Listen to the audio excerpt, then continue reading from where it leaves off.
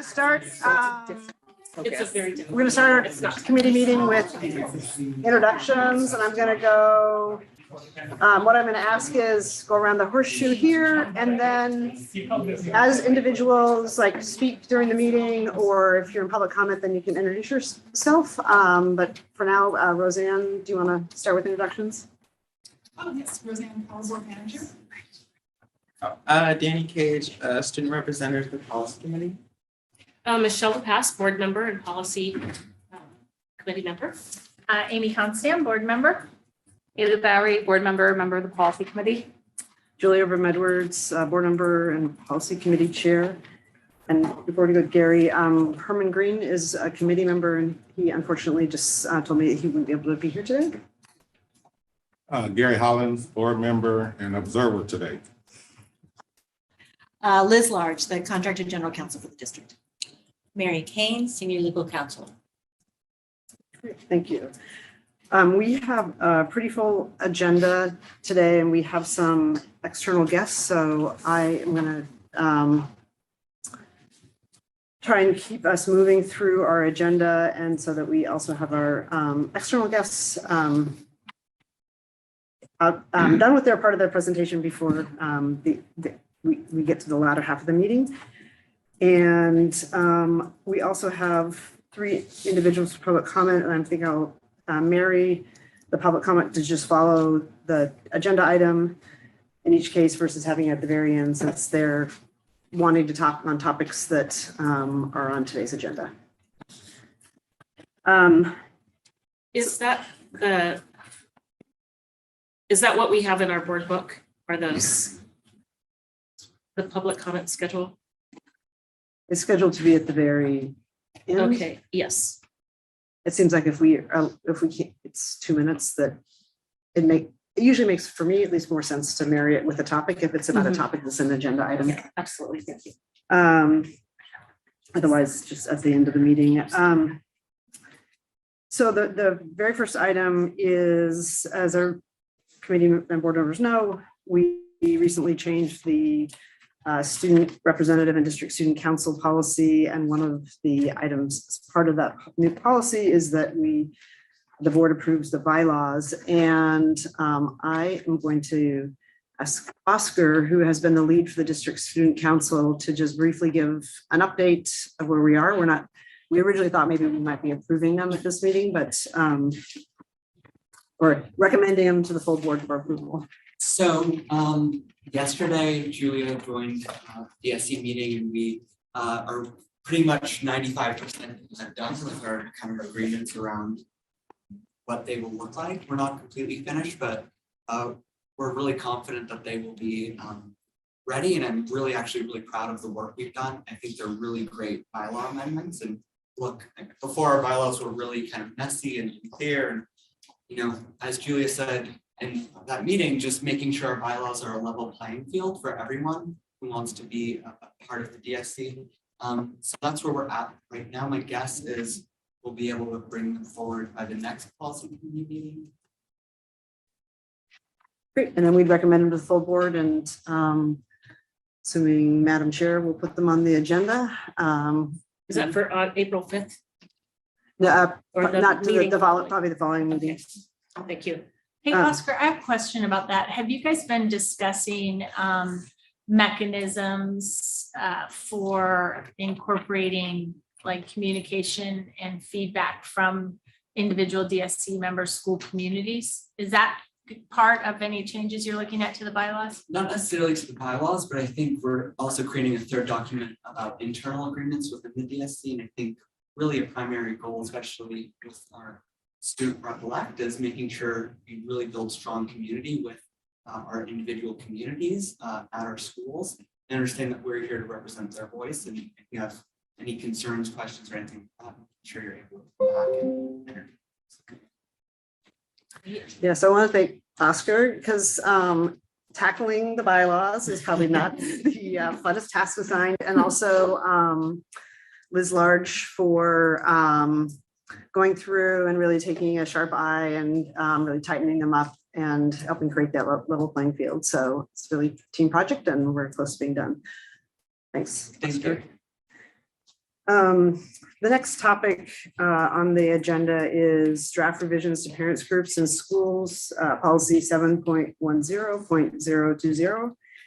And before we get started, I want to acknowledge that this is a change from a practice that a potential change from a practice since 1994. And that there are a lot of different points of views within the parent community and the broader community on this. And part of what I hope here in the committee and also at the board is that we have an opportunity to sort of look at our values, our mission, and our vision, and really take a fresh look at this particular policy, and that we all operate in a respectful way to communities and people and the different perspectives, because as my board colleague, Dr. Hollins this morning reminds me, is we look at things often through the lens of our own children, and that's a really important lens. And we as board members have the responsibility also to look through the lens of all the students of this district. So I also want to note in this for committee members or people who do or don't attend this committee very often, that generally if we're going to vote on something, it's marked as an action item.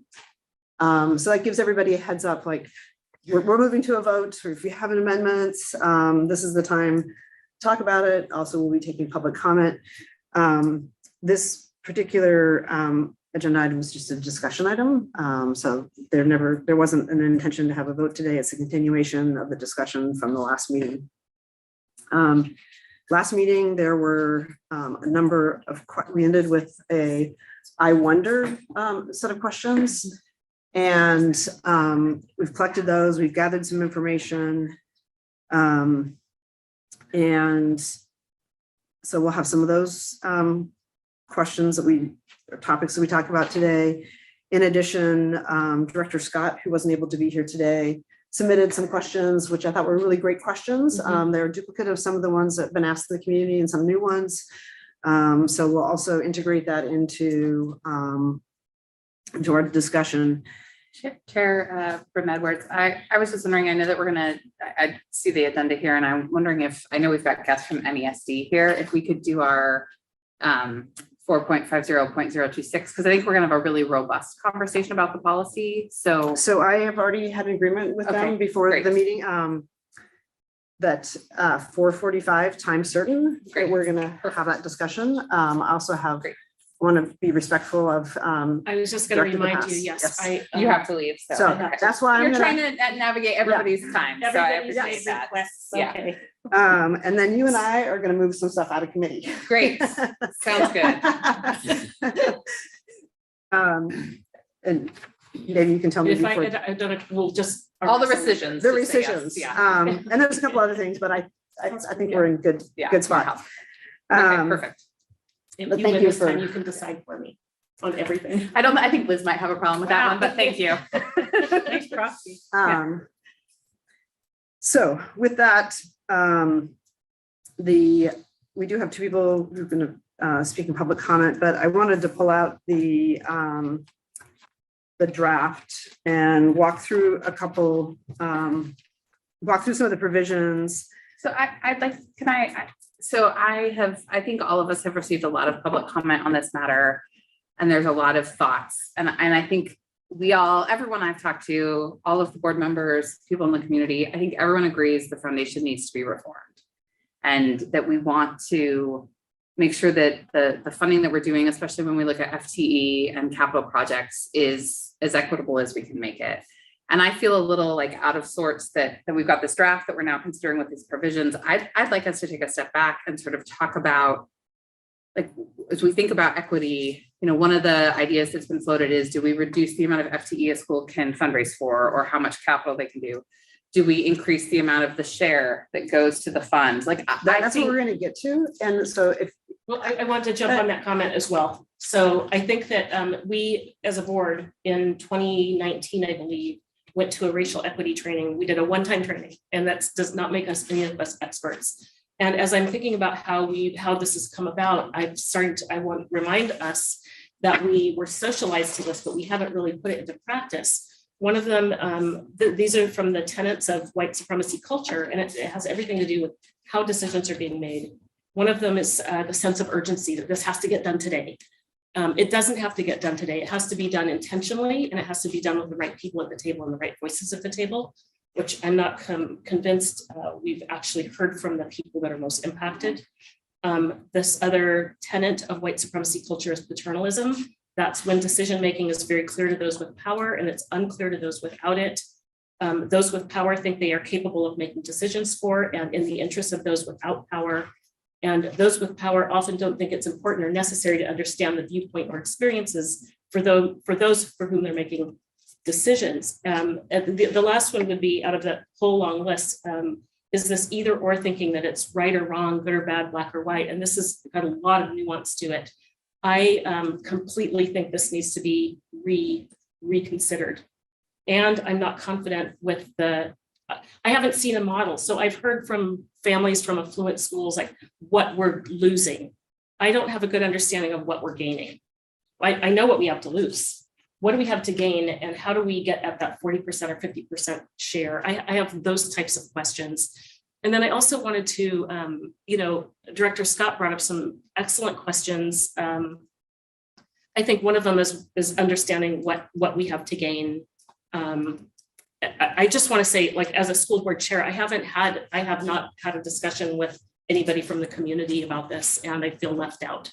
I feel like I'd like to contribute to the conversation in a way that's meaningful and not tokenism. I want to be able to speak for the schools I represent in my zone that are Black, Boise, Elliott, Humboldt, King Elementary, Jefferson, that aren't here.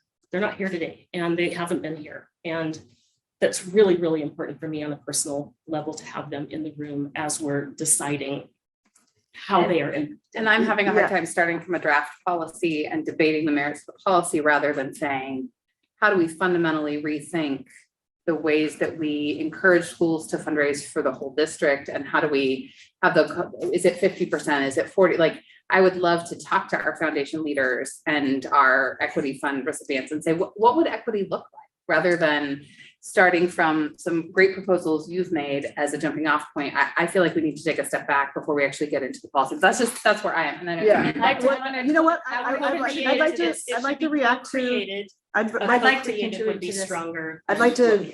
Can I just contribute to this? I would actually like to respond to Director Pass's comments. I appreciate your comment about co-creating.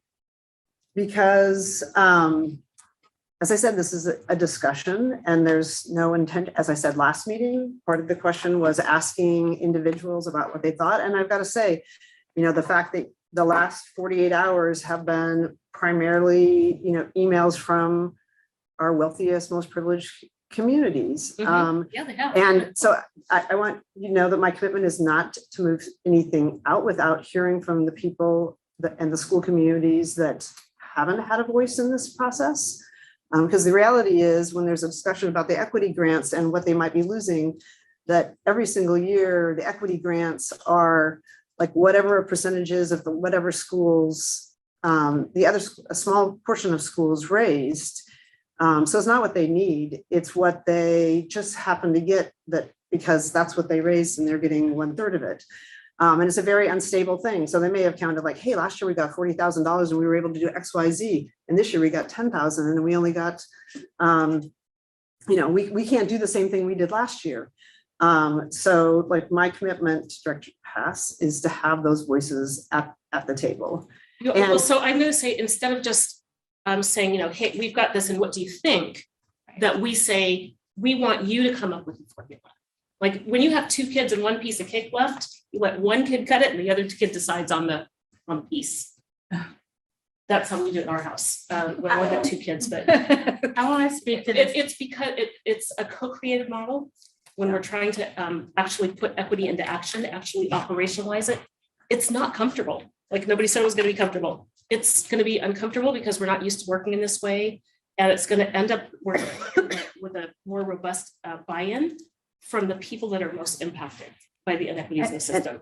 And I want to also. And so let's just not bring something to them to reflect on, but let's have them at the table co-creating and saying, we need 90%. But also in addition to hearing Not from our. suggesting that as a member. Be careful. But in addition to hearing from our community and really having an open and inclusive conversation about the issues at hand, it's also a question of governance. Because as a policy committee for the board, the policy committee should be engaged in, open brainstorming about what is the problem that we're trying to solve and who are the voices that we want to hear from in this conversation.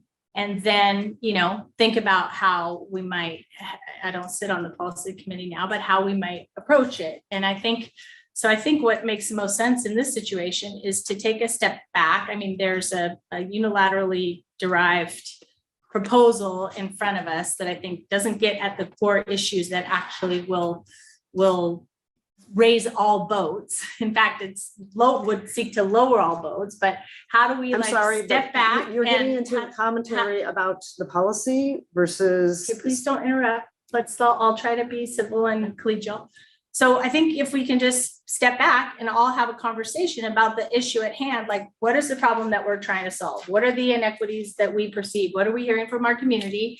And then how, as a group, are we going to approach reforming it rather than what you raised, which seems sort of backwards of having to react to something that isn't equitable and doesn't quite make sense and doesn't do what we all, I think, seek to do, which is how do we bring our community into supporting all of our public schools, particularly our highest need schools. We don't want to shut the door on our community. We want to invite everyone in for the benefit of our public education system. So, I mean, what I would love to see here is an open conversation about what's not working. How do we want to address that? And then think about how we might craft a draft proposal and how we might go out to our broader community to get feedback. Because, none of our high poverty schools that receive equity grants were aware of this. None of our Okay, lowest resource. I'm going to ask you to wrap up so that we can move into the Okay, can you just conversation, be please? a little more collegial? I'm just. That question of what's not working is really important because it is going to depend on who you ask. Yeah, For sure. I mean, So we're going to I- ask someone from King like to versus someone from Amesbury. just reset for a moment, just the policy discussion, because as a reminder, this came up when the fund for Portland Schools became the host for the Local Schools Foundation. I raised this conversation with Jonathan and the foundation staff with now's the time. In fact, in the 1994 document, this is going to be an annual discussion about what the allocation is. Say that. Which hasn't happened apparently. Mhm. And so in discussions with Jonathan, so a group using our policy on policies proposed a policy. And which is part of our process. Like it came from some community members, okay? Then I'd like to note that Jonathan came up with, working with, I think, the Schools Foundation and his staff, of some draft policies. And in fact, instead of this being unilaterally created, I would say 75% of this actually came from Jonathan and his team, not from the committee chair. He does not support this as written. Okay, I think. No, I'm he's just, not here, so. well, we can go back to the drafts. I'm just saying 75%, yes, that is. And that's what I'd like to discuss. So for example, So I think what I'd like to just put on the table is we have something to reflect on and to respond to. And it feels like the timing and how we are doing our work is what is an issue. And it's not personal. It's like we could rethink how we're considering this. This was created, I think, in 1994 with a group of very nice, I'm guessing, white hairs. And we have in 2022, we have a very nice group of parents trying to make decisions. And so who we have at the table in 2022 is going to make a difference. And I'd like to ask the question. I just like just one thing, like I think everything said was very important. Also, like, you brought up the tenets of white supremacy. It's also like another thing of white supremacy is delay. Yeah. Like how white supremacy That's acts not is in the it- document. I can tell you as a student of color, it is delay. And Yes, so yes. like at the same time, we also have to make sure that like, right, because We want to move with Just- justice. I- not Please don't urgency. interrupt Dan. I met Justice with- delays I met with justice. community advocates and, they're like, this, watching these meetings and it's like, they're repeating the same thing over and over and over. And, while it's not perfect, I think, we work on it and get it there rather than, let it, like, when things get swept under the rug, that's when our communities fail. And if we never actually even look at the document or talk about it, that's when our communities are gonna fail. So like, we have to start working on it or either create a new draft that works all together that benefits our communities. So it doesn't have to be perfect. It's perfectionism is in that document. So I'm gonna chime in a little bit and agree with Danny. One of the things that when we talk about taking a step back and holding off on stuff, and I guess for me, when we talk about equity, I never see that as we need to wait or hold back or take a step back to do that, because if we did that, we wouldn't have progressed as far as we are now. Right. So I guess I get a little bit offended when I hear that, oh, let's take a step back from equity and we've got to make sure it's this and this and all that stuff, because historically we've had to act now. It's been a sense of urgency because of the injustices that have been done to minority groups. So to say, to take a step back and all that stuff, it really does seem, and I know it's not intentional, but it does seem a little disrespectful because we've had to fight, we've had to march. Martin Luther King, they asked him not to do stuff, and if he would have just waited and waited, right? He didn't step back, right? So, I think as we move forward, from what I'm hearing, this is one of the reasons why I'm here, because I actually got calls from folks in the Jefferson community and Fulton King community about this topic. I didn't really even know much about this topic until the last maybe 7 days from getting those calls from those communities. And so what I hear today is this is just a conversation. That's all I hear. This is just a conversation. This is just a starting point. And I don't know what's the reasoning of holding up if we're just having a conversation about it and coming up with a plan to get more community engagement around and get more input from folks around this process. I don't see the issue of just having a conversation. I think it's both urgent and it's important to do it intentionally. And with those same people I've heard from too, Jefferson, Tubman, King communities that want to be here, they want to co-create, they want to write their thoughts in this. They want to see themselves and their communities reflected in our policies. My question here is I'm not sure what equity looks like with this policy, because some of what I'm hearing from people is it's not equitable at all for any school community to be able to raise funds to pay for teachers. So I think we need to fundamentally answer that question. Are we going to allow school-based fundraising to pay for staff? And I think we should, because I think we should never turn away money. But I think we need to think about, okay, then what does that look like? And how do we make that an equitable process? And then I think this first policy about foundations for me is a first step, because I think we have a bigger question. We've talked about field trips, and we know that there's fundraising that happens for field trips. We know that there are private nonprofits that work with our DLI programs that fundraise for DLI stuff. We know that there's PTAs that raise hundreds of thousands, if not millions of dollars to buy Chromebooks. And all of this is wonderful that our parents care so much about our schools. And we know that our city is stratified and that there's inequities in these fundraising pieces. So how do we change from a culture of I'm raising for my kid in my school to we're sharing our resources, that yes, we're going to fundraise here, but the PTA at Llewellyn is also going to help support teacher.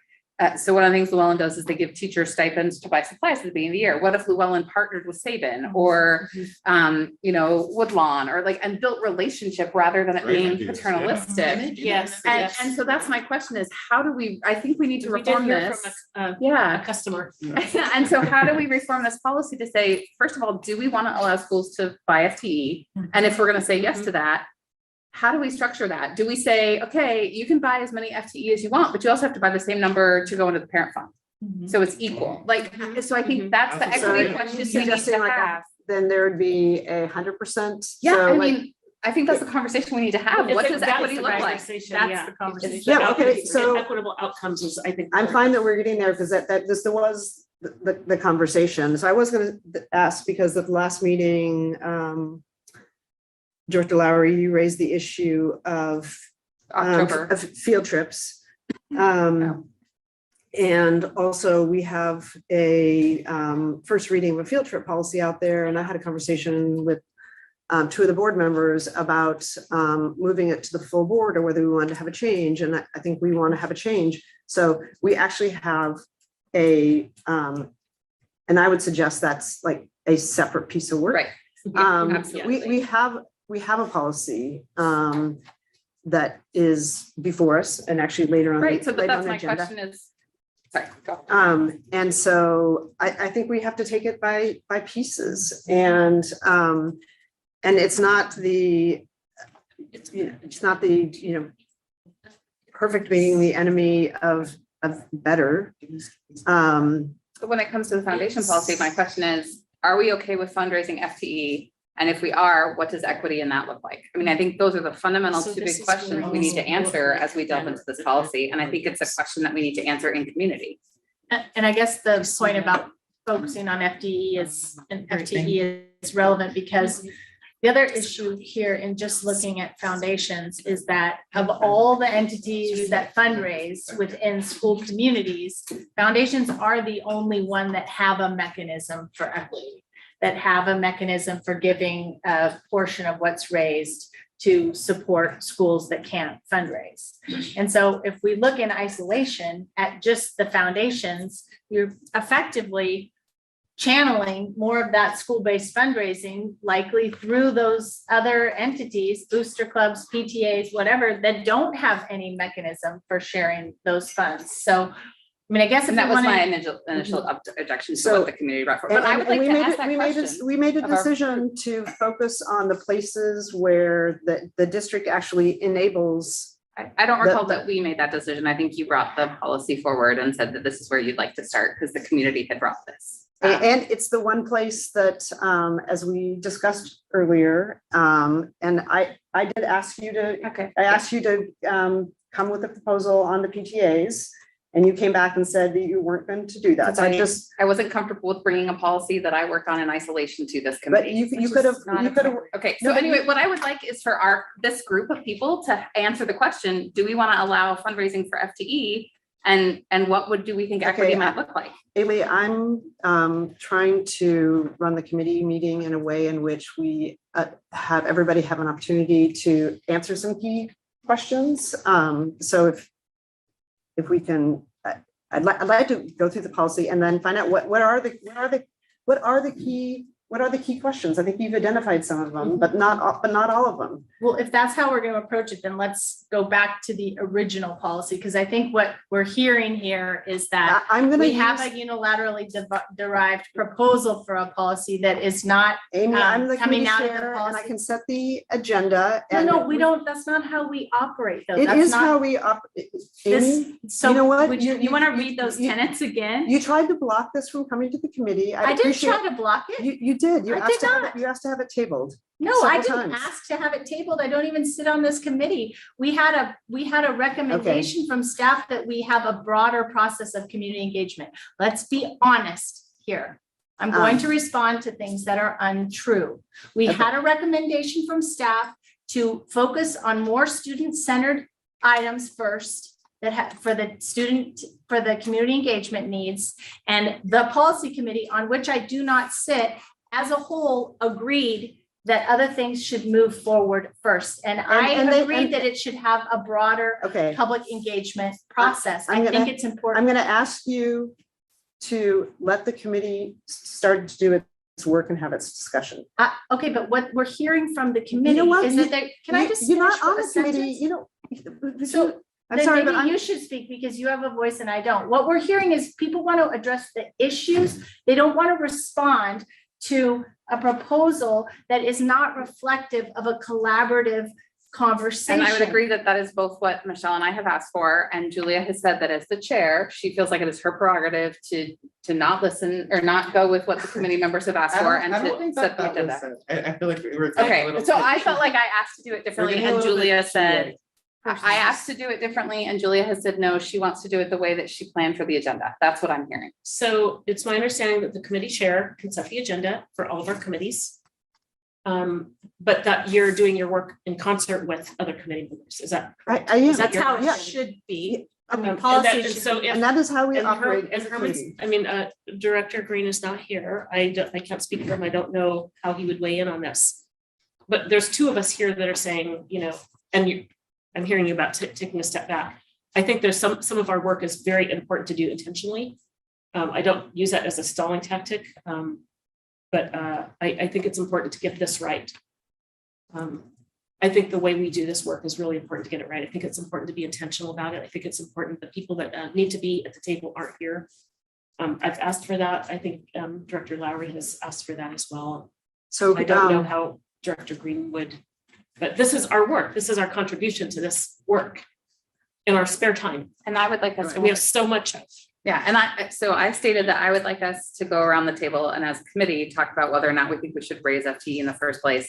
And if we do, what we might think would be equitable. You have said that you would like to go through the policy and that's how you want to run the meeting. So I've shared my thoughts. You're the chair, so you get to decide how you want to do I it. appreciate that. And I actually, the first item I am going to get to is like the question you're raising, but I also feel like there's some other issues that need to be elevated. Voiced. Okay. Because if we're going to go out and have conversations with the community, it's like, what are the questions we need to ask? And this is why I left last meeting. It was like, what are people wondering? What do they want to know? What information are we lacking? And so some of the questions So that, this policy that's before us, this draft is different than the draft we saw at the last meeting, correct? the- You've made changes to it since then. yes, with a Okay. big draft on it. Okay. And I'm going to get back, I'm going to just talk briefly about, So can you, as we go through it, just so I'm understanding, red line is stuff that you're proposing we cross out and highlighted is stuff that you've added in as new since the last. yeah, the red line is just the old policy. Okay, and then the highlight is what's different since the last meeting? Is that Yes. accurate? Yes. Okay. That's how I read it as well. Okay, I just wanted to not assume. Great. So one So of we're the, reverting to responding to this rather than having a Yeah. collaborative conversation. Okay, and this, I've already asked Chair to pass it on next to Chief to talk about this as governance issue. How we show up in our committees in a collaborative and collegial. way, I'm and what ready our to work with my expectations committee are. members, which is what we just went through a very collaborative process on a huge topic with climate. And I think we got to a good outcome where students, staff, and the committee members Yes. were all on the same page. And Mostly. mostly. I'm commending you because that was a great job. And this is another example of one of those that is not real clear to people that aren't in power. I know there's in the policy as it was written, the initial, I think 1994, it does talk about a level of transparency that's upon the principals to share. So we could talk about that, but I think from a governance standpoint, that might be something we could talk about in a, and I don't want to interrupt your meeting, but I think it is a governance issue. I think maybe just for all of us to have some clarity on how we show up to our work. And I'm unclear myself on a lot of this. So I'm And the trying policy I'm committee is trying a to little bit different contribute as a- because we have a policy on policies and Yeah. people can bring policy ideas for consideration, and then we put together the agenda.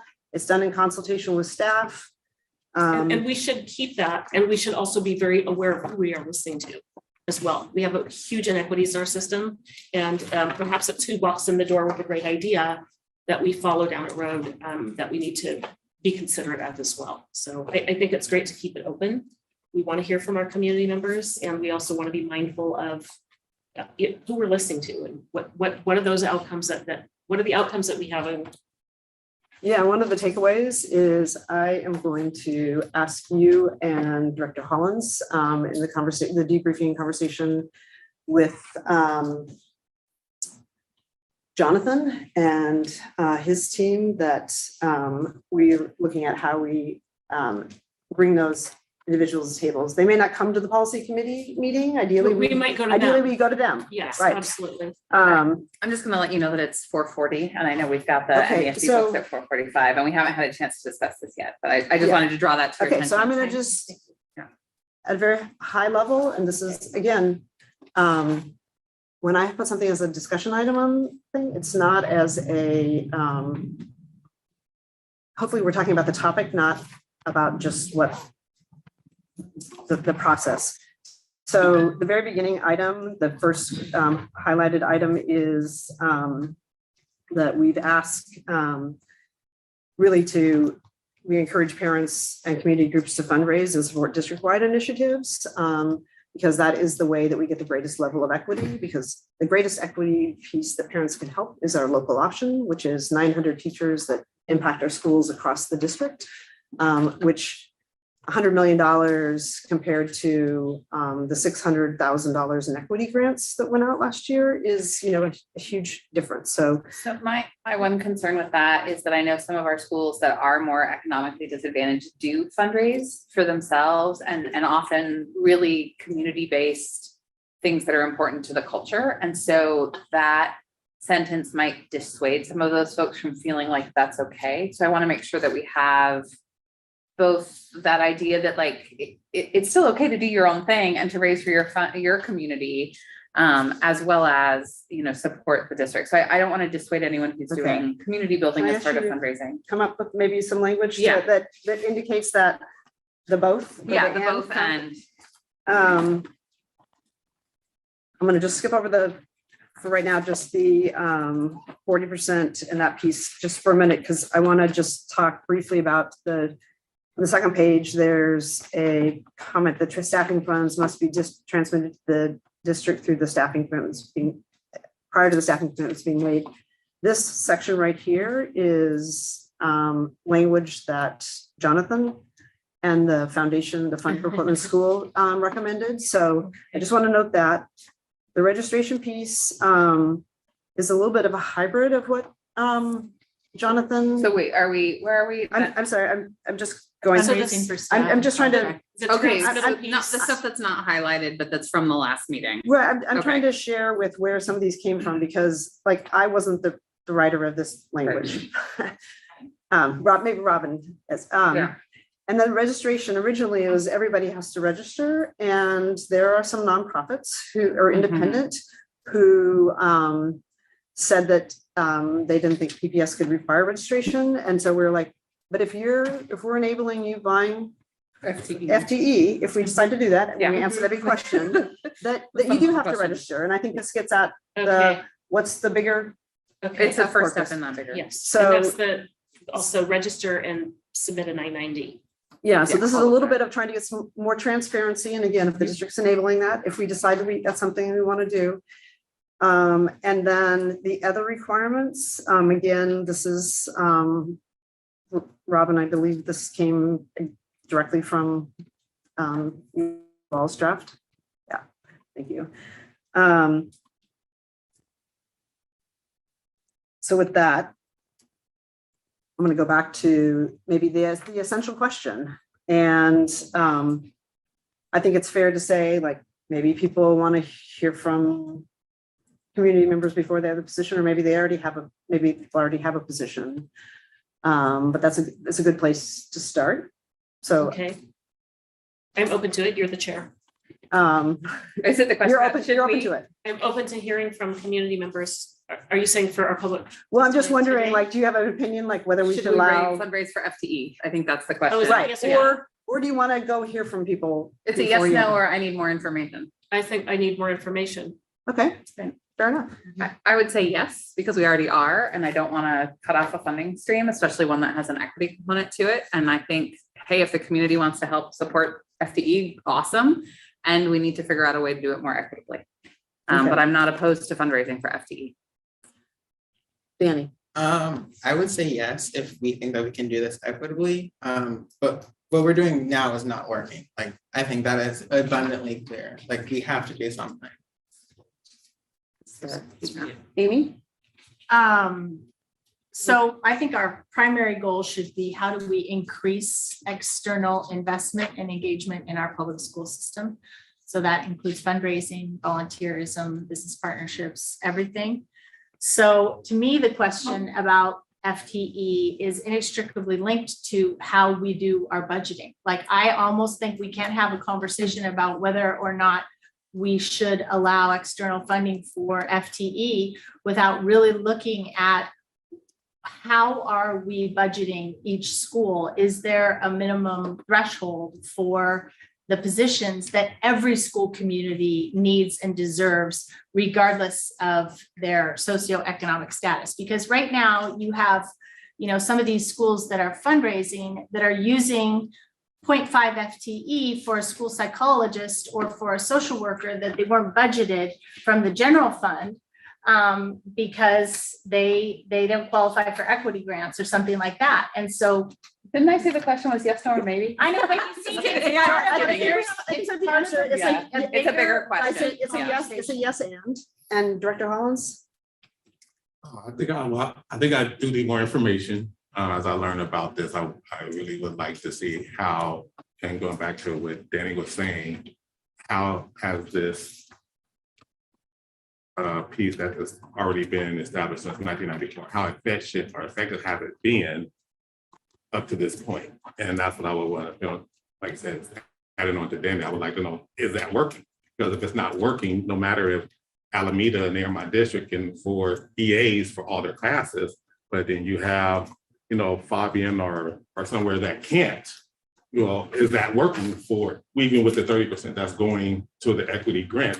Is it working? So I just really want to see what is that efficiency of, is that working, like something Danny was saying, or not? If it's not working, then we need to change it, because it's not equitable or fair that a school in Alameda or people who can afford to pay for FTE for their school can do that while other communities cannot do that. And in fact, even neighboring communities. Right. So when I said I'd like more information, it has to do with exactly that. How effective we have Black kids in our district that are 2 years up to 2 years behind in reading. And I'm wondering how this theory of action with moving these dollars around in the percentages is going to change that outcome, change that statistic, or if it is even is or not. I'd like to see it modeled out. I'd like to see it modeled out. What are our projections? Do we project that if school is deemed to do a 50% share, what's our theory of action around how that's going to change the outcomes for our Black kids, our Black and brown kids? And but it hasn't been effective to date that we can see in our scores. And we're talking, what, 4 million? I mean, that's the amount that gets raised, is $4 million total. Right, but And most 1 of that, million goes to equity fund. most of that stays, well, last year it was 600,000. So if it's, I'm curious about what the impact has been. And what I don't understand, I know that the system's inequitable because we have just inequities that are baked into our system based with racial, residential, patterns and all that, higher income and more affluent schools. But what I don't understand is, and I do understand it's inequitable, what I don't understand is how this increasing this percentage is going to create these, everybody's going to read it grade level, the positive outcomes that we think it is. Or can we be more creative about what kind of mechanism would actually support? Like, is it a fund within the PPS fund that is, tutoring supports, so that it's not just based on does your composition of your school community get you equity grants? It's more about per student basis for assistance for students. What is the superintendent strategies? What students need? I mean, I'm hearing from, some parents from higher income schools, and they're worried about their children, and also reminding us that at those more affluent schools, there's less money per student, which implies that there would be less need. So I just don't understand how, what our theory of action is around this, and what are we expecting? What do we achieve by just lowering What are the the bar? outcomes? I'm an outcome based. Robin, would you like to say something? Yeah. Sorry. Thank you. So when we have spoken to leadership about it, they have told us about the differentiated funding model, which exactly was. Sorry, who do you mean by leadership? Is that like the principals or senior staff or? Well, I'll just say Jonathan. Okay. Great. I don't want to speak for the superintendent. He did ask if he should come to the meeting, and I said, I don't think this is the right time. But the differentiated funding model is where our schools who are have the highest percentages of students of color or lower income receive much more per student, right? So that was part of the story that is in your budget heat map that it shows, the amount per student. That is where you will get the biggest impact is in the general fund budget, because what is being raised was, 2 years ago was 4 million, last year was 2 million. So that is pennies on the dollar. So Fabian getting $10,000 equity grant from the fund is not a lot compared to the equity funding model.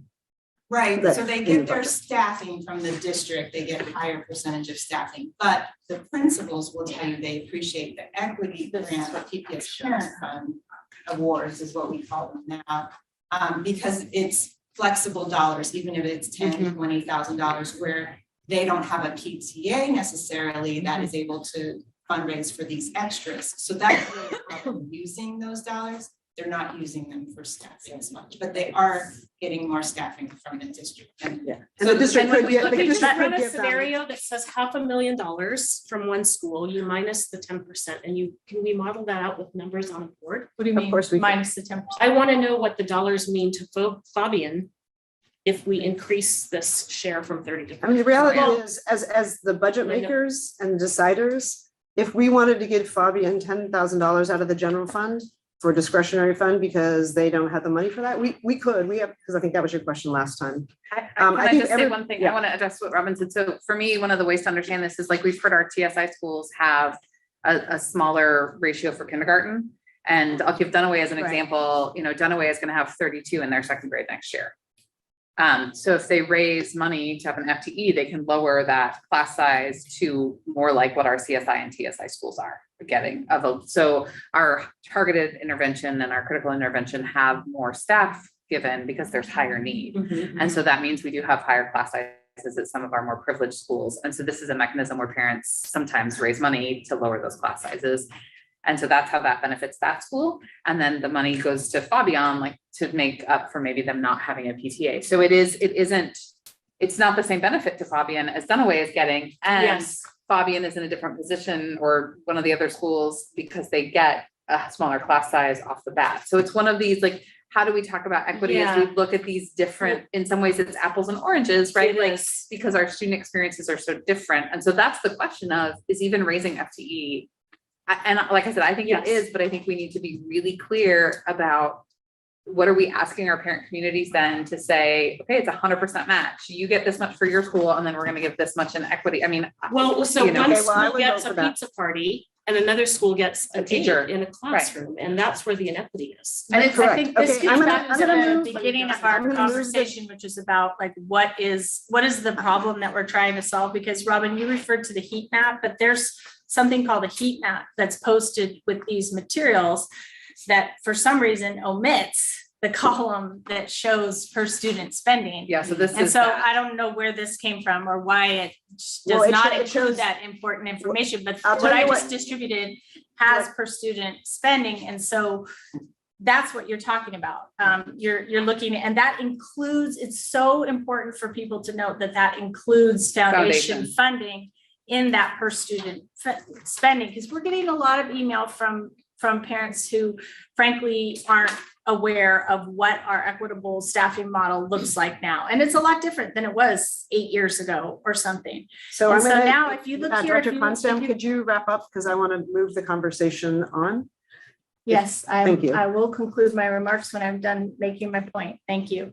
So if you look on here, and this is important for the public, at, Rosa Parks, which I support every penny that we send into that school and more, has over $11,000 per student in that building. Forest Park, which is one of our most affluent schools that raises some of the most money, even with their foundation money, has just over $6,000. Almost 7. Per 69, students. I thought it was 35. 64. I can't read my writing. 69. Yeah, so there are those huge differences. So I just think it's important to address some of these misperceptions that we have now, a real imbalance from these schools that are raising money. And we have Now, that's- 100 years of systemic racism, and equality is not equity. And No. I'll just say that, and the numbers that are posted today, the reason why they were added is the heat map did not have the 21, 22 budgeted numbers in. And so that's the most relevant numbers. So it's just an opportunity.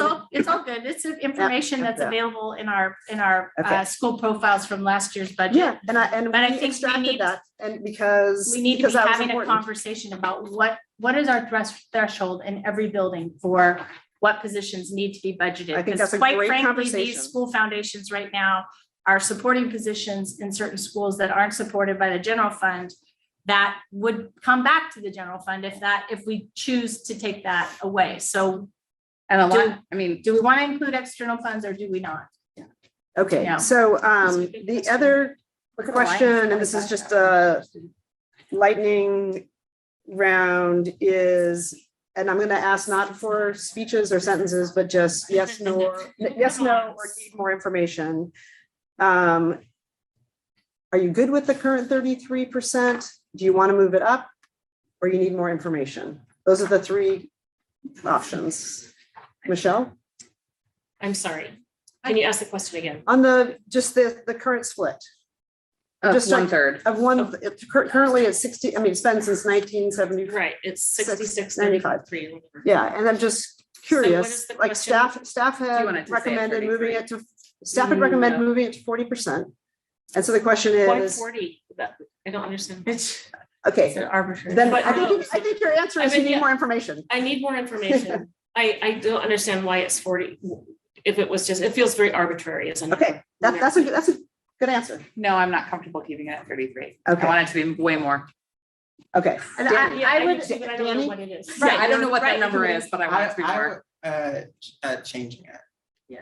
Okay, Okay. But to like Amy- 10%, right? Yeah, something different. I or don't more accept information? I don't accept the dichotomy, and I would absolutely support raising the amount of parent raised funds that goes into our parent equity fund. I do not support the current proposal, which would essentially eliminate all of our parent equity funds that go to our high poverty schools. I do not So support. you want to that. keep it at 33? No, she wants, No, no, she wants to that's raise the it. exact opposite. You want to of what I raise it? just You want said. to, I'm sorry. I She wants to misunderstood. raise it more than I thought you said you 33. wanted to raise more money. She does. So you want to raise the number. She's That's the responding to first the thing that I next, said. she's Okay. responding to the next part about the 0.5, 0.8, and 0.9, which she doesn't support. I thought, but I thought I heard something different. And Dr. Hollins? I need more information. Okay, great.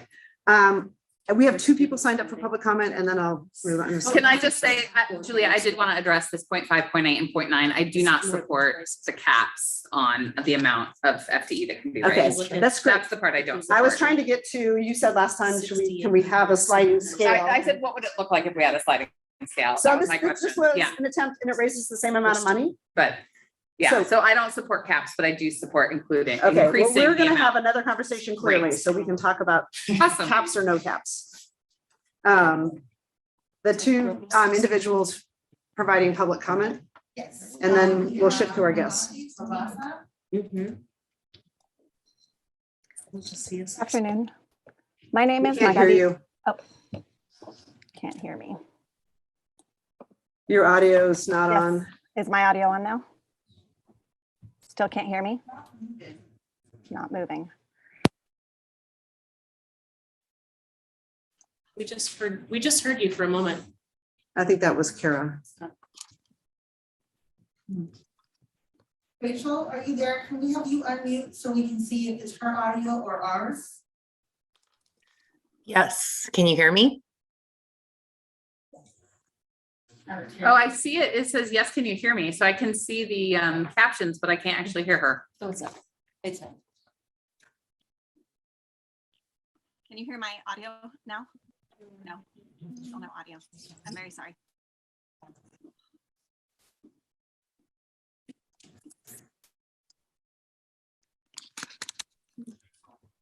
Can you try again?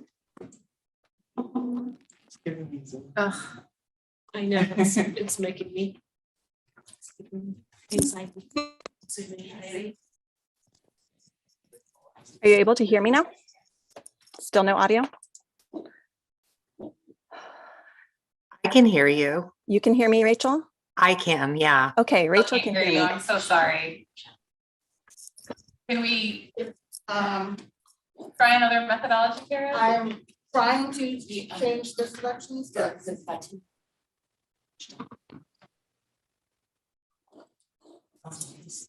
well, so we're connected to, this is our speaker. The sound should be coming out of there, and it worked before the meeting. Is it turned on? I mean, it's, yeah, the microphone's working. The microphone and the speaker are that. Are the same thing. Here comes Terry. Don't we want to, I have to speak to students because they always know.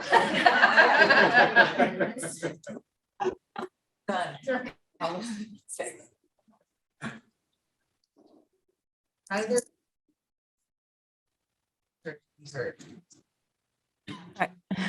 Oh, we can hear you. You can hear me now? Yeah. Yes, okay. Zoom live. Have 2 minutes. Okay, I'll begin. My name is Magali Rabasa. My last name is Rabasa, and I use she, her pronouns. I'm the parent of a third grader at Rigler Elementary, a Title I school with a majority Latinx student body.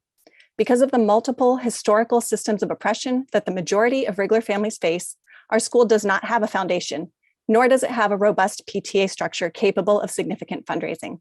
Relatedly, we have had 8 principals in 9 years.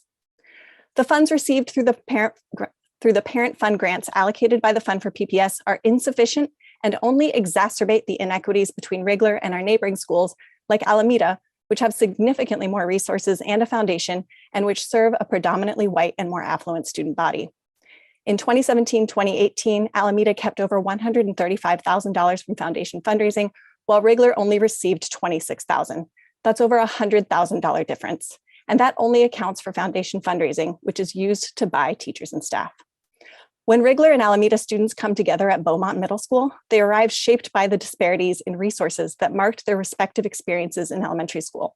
And this has long-term implications for all of our kids.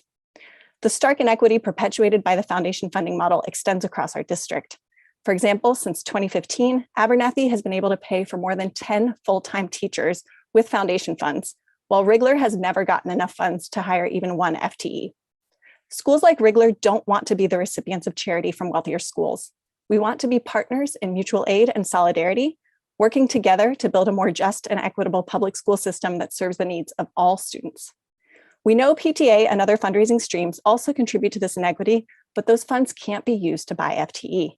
That's the fundamental problem that the foundation model has to be changed now, and the board has the power to do so. If our schools continue to work in isolation to meet the individual needs of their own communities, we'll never achieve the kind of systemic change and district-wide equity that we all believe in and speak so frequently about. Thank you. Thank you. I just want to be really clear about that 10 FTE at Alameda. That's over time. That's not 10 in 1 year. At Abernathy, sorry. I think she said that, didn't you? Yeah. Yeah. I specified since 2015. People quote that fact, but they think it's in 1 year. So I just want to put that out for the public Thank you. that it's over And time. thank you for coming in. You were right on the 2 minutes. So awesome. And is Grace Groom? Yes, your Grace Groom.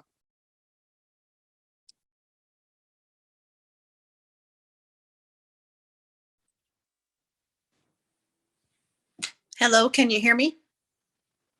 Yep. Yes. Yeah. Thanks for joining us. Thank you. I am a parent of Portland Public School students and also a teacher. I teach at Markham Elementary. I teach 2nd grade, and Chair DePass had the experience of coming to my classroom this year. Thank you very much for doing that. Markham is a bit unique on the west side. it had been a Title I school, and then when the bar was raised, it is no longer.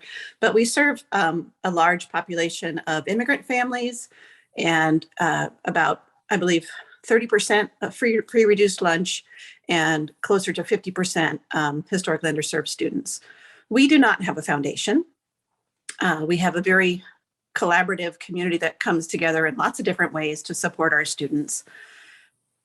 And what I wanted to speak tonight about was two things. One, what the toe in the water of spreading funds out equitably is doing now at schools like Markham, and what it could mean and what I hope it will mean as we make changes going forward.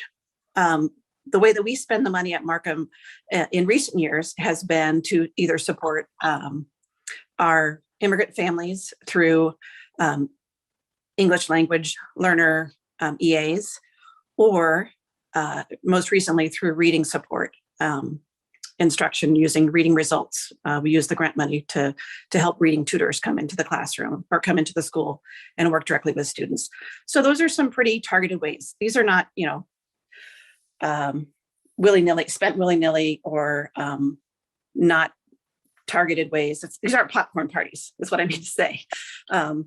We use the money as frugally and as smartly as we can to meet the graduate portrait vision. The second thing is, I've heard some of the board members tonight talk about we need to do it more collaboratively, we need to bring in the community, and I wholeheartedly agree with that. And you are the leaders.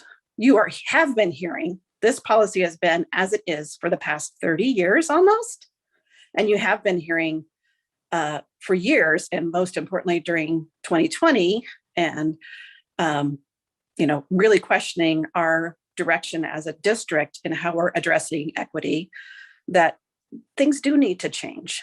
Thank you, Danny and Director Hollins, for evoking, why we can't wait. And I would just like to say, like, we do the best we can until, the rest of this, until we know better. And then when we know better, we do better. And that's what I'm asking each of you to do. And I'm asking my fellow citizens of Portland to think about. The way this is structured right now is everybody spends so much energy and so much time thinking about their school, their school, their school.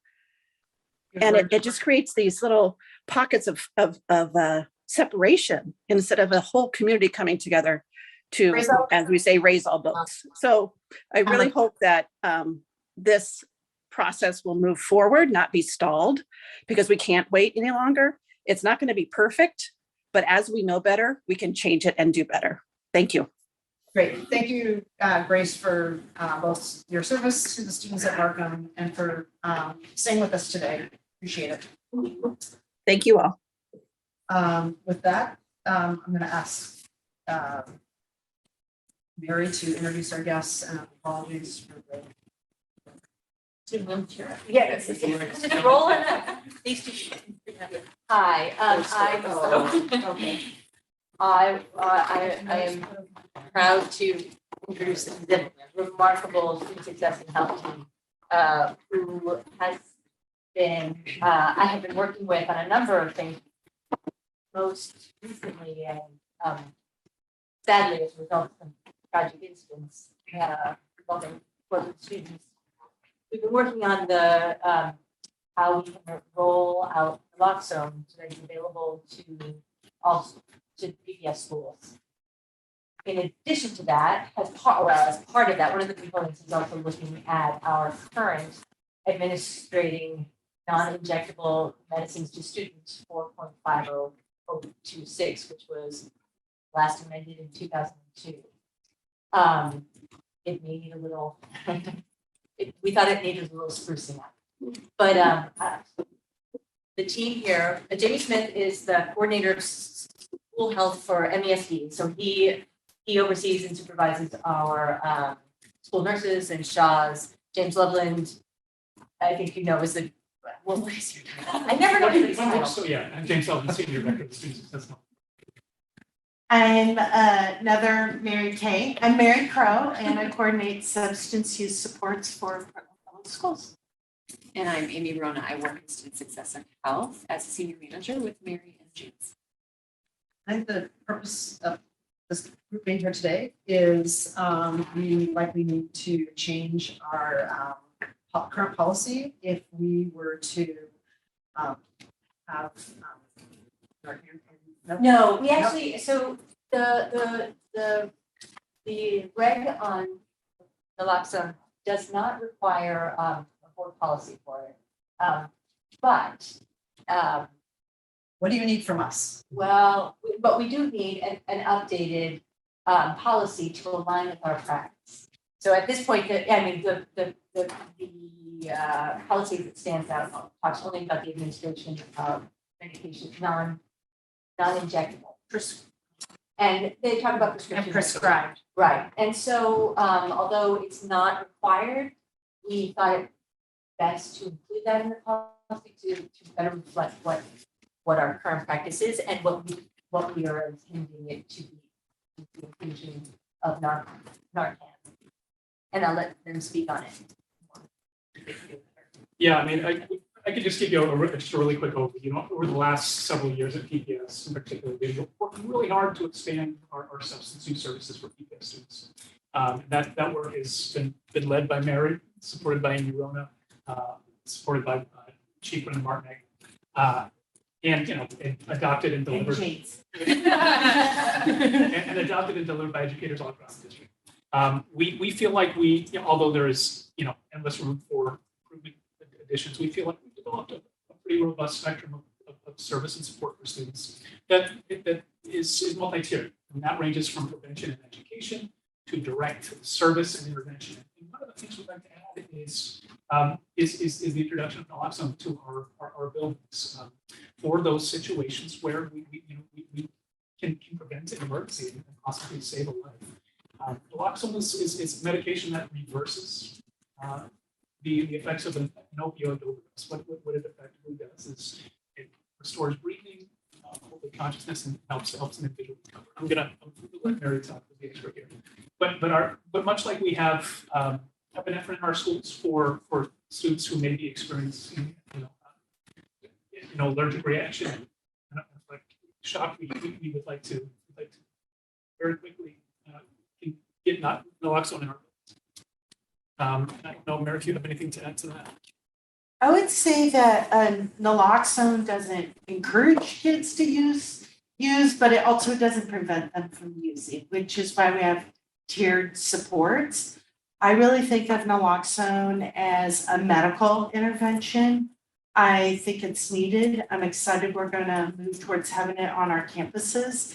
And I think once it's in our buildings, it's available for anybody who might be experiencing an opioid overdose. It only works on opioids. So if someone's having an alcohol overdose and we misdiagnose it and we accidentally give them naloxone's not going to help them. But the standard protocol for delivering naloxone is to call 911 first and then give it. What would happen to someone who is having an alcohol overdose and you give them naloxone? Nothing? Nothing. That's what I assumed. You're mistreating it, but nothing's going to happen. So I really appreciate staff proactively bringing this forward. And so but just to clarify, you don't actually need a change in policy. To begin the rollout of the naloxone, no, we don't. And we are beginning that process, and I want to apologize for getting it to you so late, but we have some information that we have provided to hopefully address some of the questions you have about it. But this team has been working very hard with getting the things we need, including a prescription.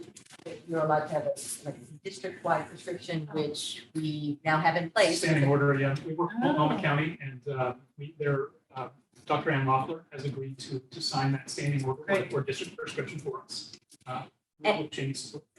And Jamie has already developed the protocols for the nurses and the SHAWs in terms of developing a training protocol so they have an understanding what to do. And now I think as it's evolving, figuring out how we bring it into the schools, who else is involved, what is that gonna look like? That's happening now. Mary, how does this align with the clause in the policy around parental authorization? That is for prescription medications, not for. So just by it not being prescription, we don't. Well, it's not prescribed to a shot. It is a prescription, but Right, it's right. prescribed. But you don't need a parental consent for it. It's Yeah, the Oregon law states that it can be given to any individual on school campus. And that was specific legislation from 2019 that opened it up to more than just social service agencies, to also specifically call it school districts. So that's where I consider this. It is a prescription medication. It is a prescription medication that can be prescribed to an entity, Right. as opposed to an individual. That's where it allows, similar to epinephrine, those are the only two that can be prescribed to an entity, that can be then delivered to anybody experiencing this. And what is the window in which it is effective? Following ingestion. Well, you look for signs of overdose. And so somebody in theory could still be conscious, but moving towards an overdose. Certainly if they're unconscious, you're gonna want to give it right away. And it only lasts for about 60 to 90 minutes. So that person obviously has Keep to them breathing. get them to medical care, which is why the first step, even if you're carrying naloxone and you see somebody on the street, the first thing you do is call 911. So then this would be like, there would be like communal like education components to with this as well, right?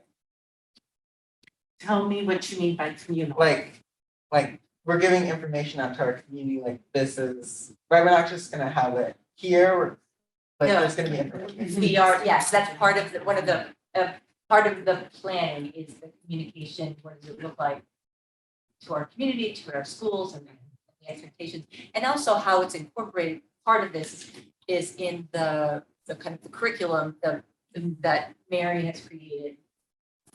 Just another component in this. This is high schools. We're secondary schools to start, so we want to do all high schools, middle schools, and Ks. But I think eventually we'd like to get it in all of our buildings. I think it doesn't hurt to have it. So what I'm gonna suggest is that everybody has a memo. There was a memo together. That maybe it's in our inboxes. That we all take a look at it, and then a future committee meeting agenda will have a draft policy. I just want to clarify, so there is a draft policy in the materials. Material. Yes. Narcan is not. Right, it's not It's separate. reflected and it's not, this is really informative because we thought it would be strange to talk about amending the policy. That's not, for a topic that's so fresh and so important. And so they're kind of two different parts. Yes. Yeah, okay. So, We can come back to next time at the next meeting. So. yeah, so everybody has a chance to look at the materials. You can email the team. Yes, to ask. and review the proposed amendments we have made to the current policy. Right, those were posted with the materials. It was just the memo about Narcan that was sent. Right. Yes. And there was a secondary issue that came up. Sorry, James, it's has nothing to do with, but as long as we were gonna be modifying the prescription. This was an issue that came up with the health centers versus school nurses. And if a high school has a health center, students have access to productive healthcare and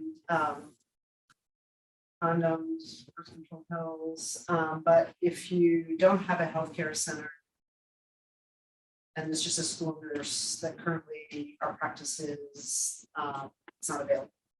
So essentially, I think the West Side and Grant are the schools, the high schools that are served primarily by, seeing not down there. So I asked James, like, what are the barriers to the school nurses, so that all of our high school students have access to that and they don't have to actually go to a different high school to get services that are available. You don't have to answer now, but I just want to let community members know that that maybe next time around when we have a discussion about the policy, we can also talk about it. If there's anything that Absolutely. I've got some answers and I'm working to collect some data that I think it can contribute to that discussion. Awesome. Yeah. Great. Danny, did. I was actually going to respond to something though that Danny, that you asked, if that's okay, to your question. I know that that we have naloxone is available to really anybody. So we have students who carry naloxone around. We have community members who carry naloxone around. It's actually best practice, right, in preventing. And at the schools, there would be specific people trained. So it wouldn't be like there was just this batch of it available to anybody to use. The nurse would be trained, the administrator would be trained, et cetera. So that would be communicated out to the school community about who in the building was being trained. So Jamie, how quickly will we see it in our, or Mary or whomever? Yeah, I think we certainly have some doses currently. We have some, it's my understanding that, we have some community organizations that provided some, but we are still kind of working through. We have the prescription for this now. And so that next step is acquiring we have a couple of different options that we are exploring to acquire it either through the county pharmacy or there's a pharmaceutical company that helps provide Narcan for entities as well. So Adapt Pharma is the organization. So we're working on getting that to actually have it on site. And then there's the training component. We don't want to, we want to make sure that our folks are ready to deliver and have been educated. So I know Jamie's already started that process with school nurses, with school health assistants, and then over the next few days, we're going to work to designate, in buildings who will be trained, administrators, and we have various backups. Yes, I have two questions. One, what's the financial impact? We're figuring that out right now. Yeah, I did like just a rough calculation. It's 2 doses costs $75. And so, I think we need to decide as a district how many doses we want to have in each building to start. But, if we were to have, starting with our secondary schools, for example, if we wanted to have 2 doses at each site, that would be around $4,000. And they last for about a year, right? Yeah, I actually learned today, I guess the FDA has been actually increasing, so it's at least 2 years, it sounds like, shelf life, and maybe to 3 now, at least, as they rolled out different brands. And it is a nasal spray as well, which is nice. We don't have to have people getting injections, so that's how it's a little bit different than the EpiPen. So it's pretty easy to use, and so somewhere between that 2 to 3. The second question, I know we're talking about half. What are we doing? So that we Thank you for asking my question. That's Mary. That's her whole job. I was trying to Well, we outlined some of the services in the memo that we wrote, so obviously when you have the chance, and we got that in late. So PBS has a health curriculum that spans K through 12, and Dr. Withacombe is the administrator over that. And so that is something that all our students get. And then we do a lot of things on tier 1 to try and get information out to schools. And I do the Healthy Choices Bulletin, which is a monthly newsletter to staff sharing all kinds of substance use resources. And then we have our tier 2 interventions, our focus lessons, and we gave some examples of those. And those were 2 of them were written by the CADC team. And so PBS now has 3 full-time drug and alcohol counselors. But that's not enough for Portland Public Schools. And so we work with contracted providers as well. And then we have the discipline system is part of tier 1, and it took a long time, but we rewrote the administrative directive and board policy around substance use, and we have the healthy substance-free learning environments now. And it is really a national model policy because our discipline for substance use violations is interventions, support, and treatment. That's what you get. You don't get out of school discipline. That's like the 10 policy committee work. And then tier 3. Yeah. I know that your team was also involved with supporting our families in the aftermath of what happened last month, and I just want to thank you all for that really hard work that you do engaging in those really difficult spaces.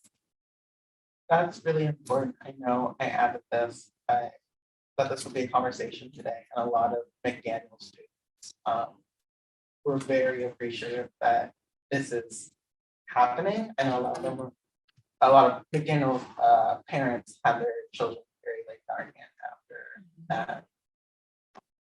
McDaniels has one of our amazing in-district CADCs, and Marcel Jimenez is the drug and alcohol counselor.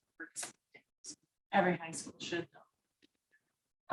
We want more, yeah. Mhm. Anything we can do to facilitate that, yes. Yes. Thank you very Danny. much for coming and for the next phase of discussion. Our full support. We also have I just want to Public say to comment? Danny, I think there's a good role for the DSC to play in helping to educate your school communities once we do have it on board. You guys can be good. I think we need more doses. Yeah, and then I went to the DSC there, but yesterday, I kind of did a preview of some of the topics and I mean, I think this is exactly where you get to see engaged. Heading out to their schools. Yes, I would love to brainstorm. Okay. Oh, we're gonna do, we're partnering with the county too. We're gonna do a substance use awareness and certainly talk about fentanyl. But it's gonna be countywide event in the evening. That's gonna be virtual, and we are looking at a date. So much. Appreciate it. We do have public comment. It's the PPS staff. Thank you for joining us this afternoon. You have 2 minutes and you'll hear a kind of buzzer go off when the 2 minutes time period is up. And if you could just wrap up your comments then, but we appreciate you coming to address us today. Okay, you ready? Go ahead. Okay, I'm Gail Strobin Simmons, and I'm the Executive Director of Need for Narcan. And I've been listening to everything that was being said, and I have talked to several people that are there right now. I just wanted to clarify a couple things as far as the doses of Narcan. They are good for 4 years now, the shelf life on them, so it's been extended quite a bit. And if you're getting them for $75, I'd like to know where you're getting them. If you go to the pharmacy and buy them, it's $173. But my main concern and my main reason for even coming to this is that I did hear a gentleman ask a question about the financial impact. I can understand that you want to have it in the budget to buy this, but why are you closing the door on Emergent? Adapt Pharma doesn't own it anymore. Emergent does. Closing that door on getting the first doses. I agree with you that 2 doses is not enough. Some schools have 200 people. Some schools have 2,000 kids. 2 is not enough, but it's a start. If Guadalupe Guerrero would sign the form tomorrow, and now you have a doctor, which we also had found one. So then you start the process and you get it and you have some that we can give out now. I have students calling me, crying. I'm so glad that we're bringing this out, but it doesn't take just a nurse to administer it. It really doesn't, but if that's the way that you need to have it done, I understand that that's the way that you want it done. But I wish that the kids could be involved. We could have assembly. I don't even know if it's called an assembly anymore. I'm old, but where we could show the kids how to do it easily. But that's my main reason for being here, because I know that I've talked to some of you there, and you know how much I care about the kids, and I lost my own child to an overdose. So that's what makes me be here and want to be here. But I do want to, if you want those doses, so you can take part of the financial impact, even a small amount out, to maybe save the career of one of the teachers there that they were complaining about at the other meeting, and I don't mean that rudely, please let us at least give you the free doses. Please let us do that from Emergent. Really, thank you for and just in our committee meeting today, and I'm sorry for your loss. And thank you for caring about our students and engaging with us and sharing your ideas. Thank you.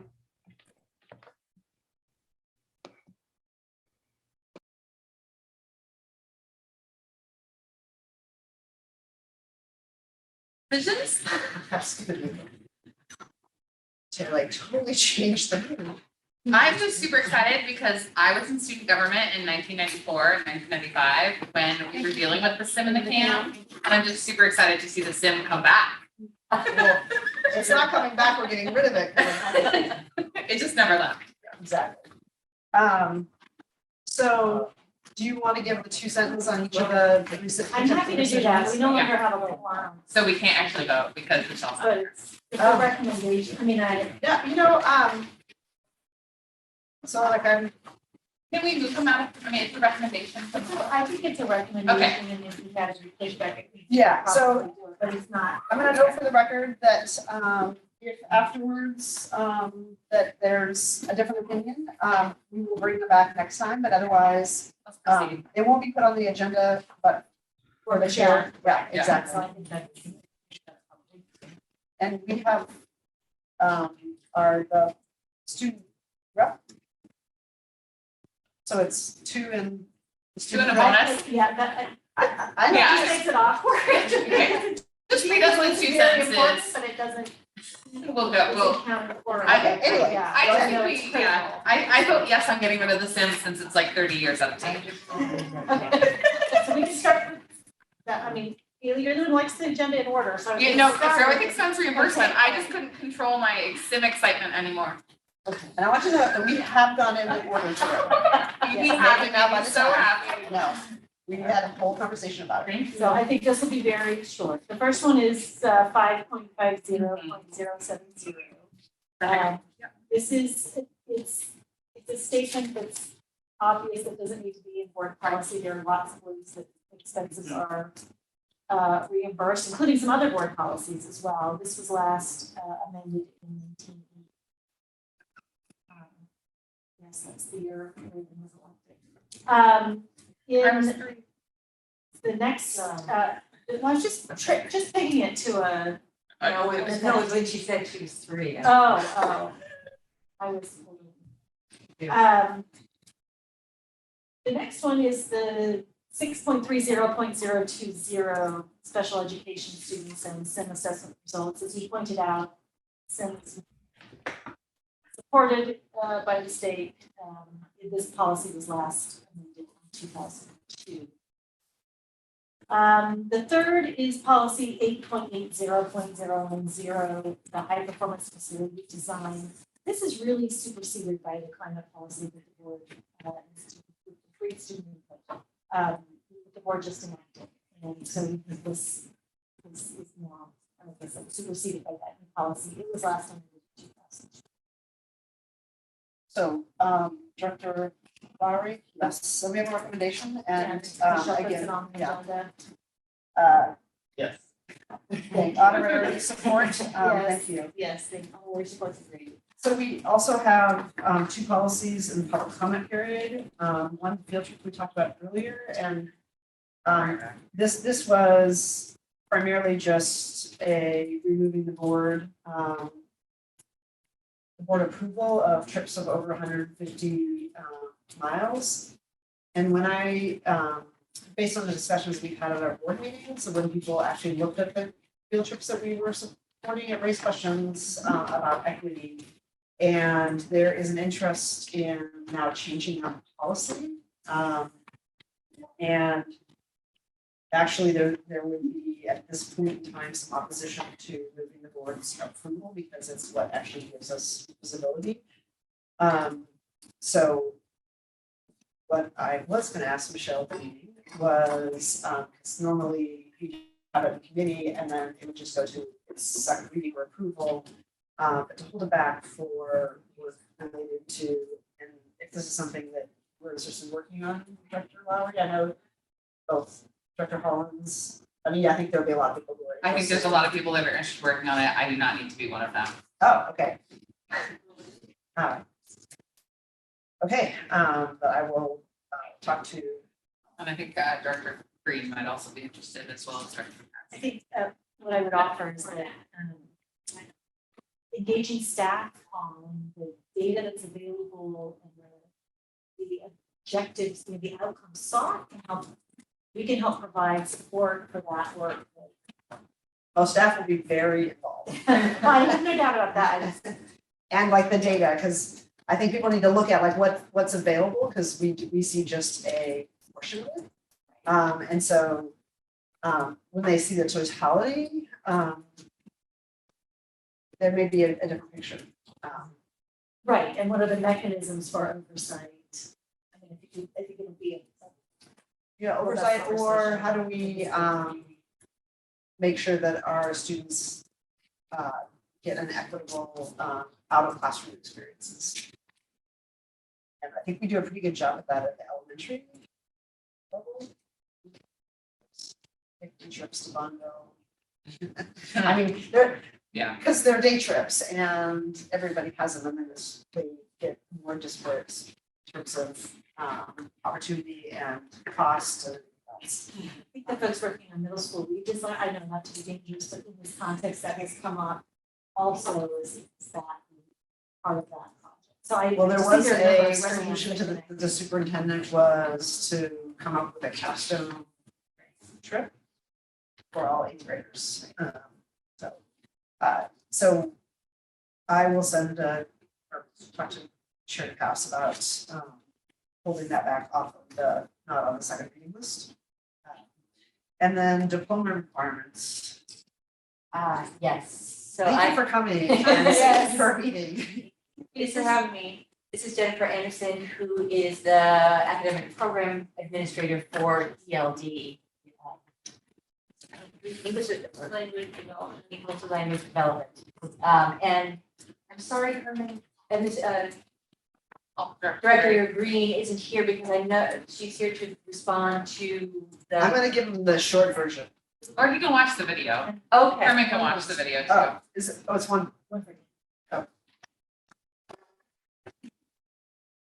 So his question centered on the world language provision, which changed this year or in the last legislative session.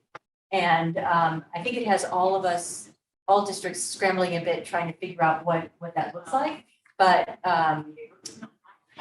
and Jennifer is here to speak to how, in her discussions with ODE, how we are approaching the new directive, the new legislative change. And just so everyone's clear, his question was, if English is not your native language, do you have to take a third world language in order to satisfy?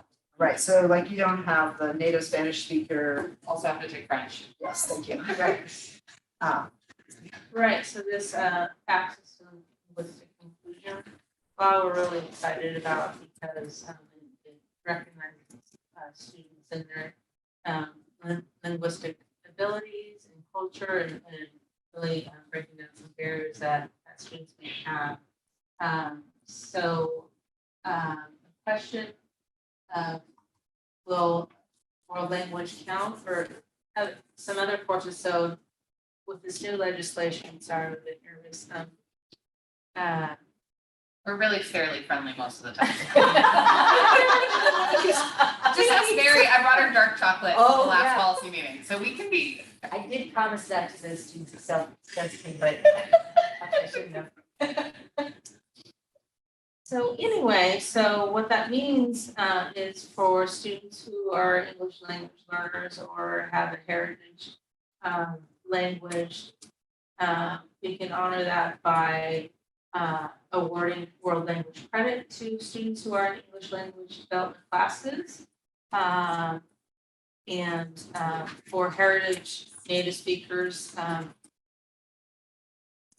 do they have to like take a test or something, or can it be just like, so that's wonderful. So is it like just the teacher that makes the discernment or?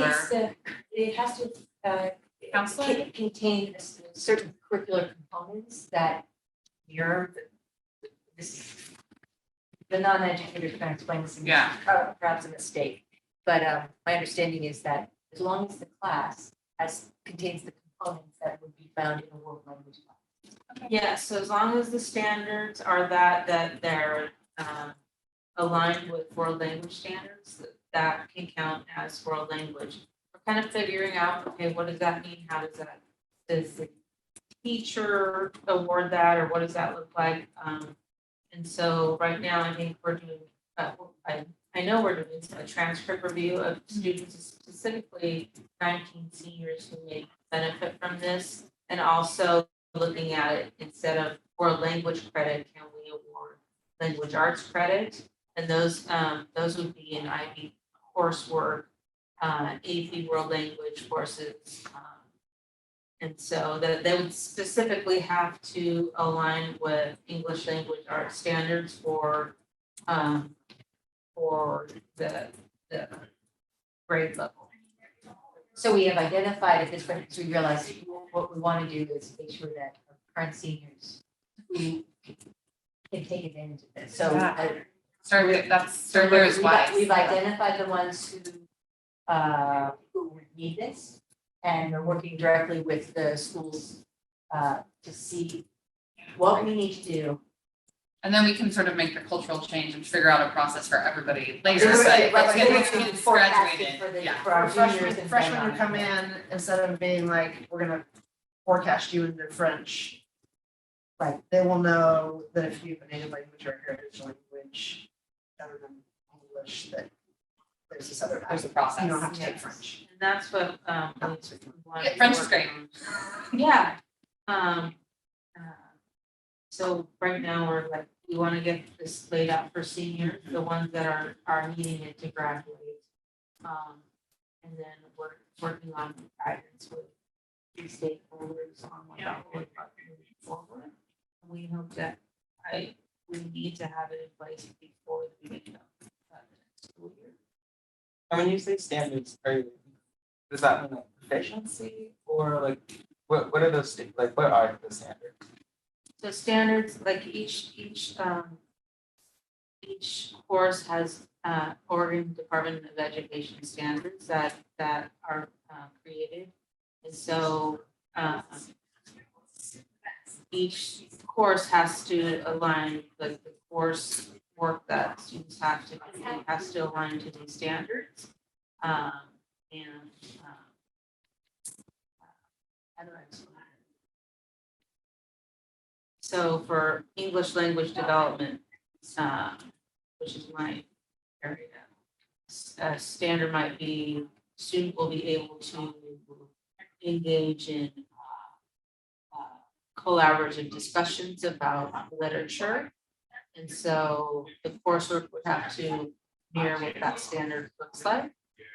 So all the lesson plans that teachers do and language content objectives, language objectives would have to reflect that. The standard is more on what we are providing as opposed to efficiency, which is what the student knows. I'm getting that right as well.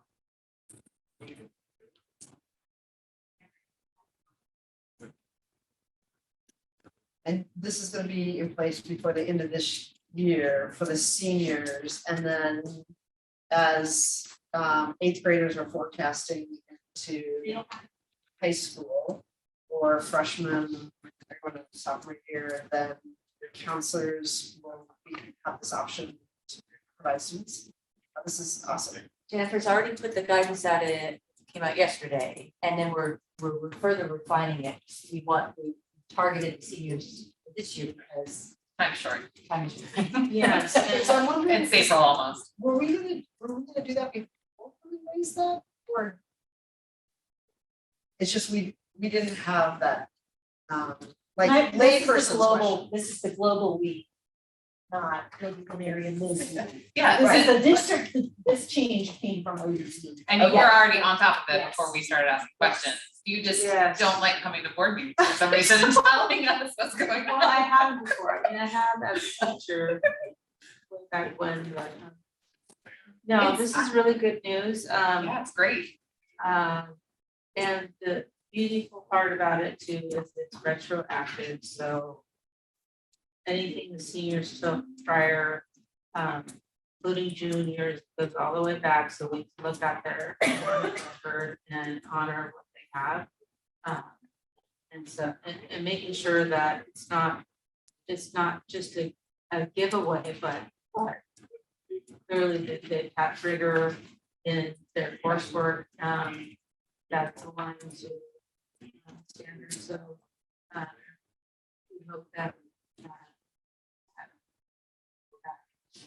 This is such a win.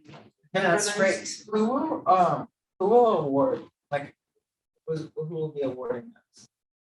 the credits, so for this year, it looks like counselors are gonna be having to do the course, the credit change. I can't imagine that having to do that long term. I mean, I think somehow we should be able to do it as a system, like in synergy, to where there's a certain course code that does that automatically. But that's more information to follow on that. That retroactive piece will probably have to be counselors going back and redoing things. For the next couple of years, like, yeah. Well, it's great. I'm glad that something good was happening and that Director Green could put it in language that non-educators could understand, because it makes a lot of sense. And it's just great for us to be recognizing those other centers of excellence that our students have that in the past may have been like not viewed that way, but actually be a real asset. The other thing too, I'm really excited about is specifically our newcomer population who come in and have either interrupted education, they may not come for credits, and so they're already behind, and so it's really, they can earn quite a world language already when they're taking classes, so I'm really, that's a win. Thank you. So how did it go? I feel better now. Mary, I'll get you some chocolate liquor. Wait, I thought that was, do you want to talk about the changes to the? Oh, we did. Since it was a change since it was first. Oh, I know that, yes. So the other, there were some recommendations after what we sent to the board that we, the language in section E, essential skills, is not clear. And so for the average reader, trying to understand what they need to do and how they do it, what happens is it's not helped by the original policy reference. So we modified it a bit. Hopefully, That's great. it's clear. And I don't know if anybody has any comments on it or if there are any other revisions you'd like to make. I think it looks great. So this would go back, oh, sorry. Wait, what section is this? Oh, it's 1E. It looks like this. Oh, actually.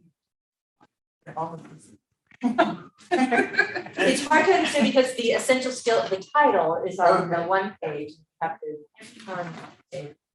And we do that, so we have a full blank page, just because I am so skilled in all things. I don't look at the back of the page anyway, so. This is what I learned yesterday. That is true. So this would go back for a second. Yeah, so in the same theory that we had before, Dr. Lowry? Yes. Okay, so, Yes, yeah, I'd because like it's to. substantially different from the last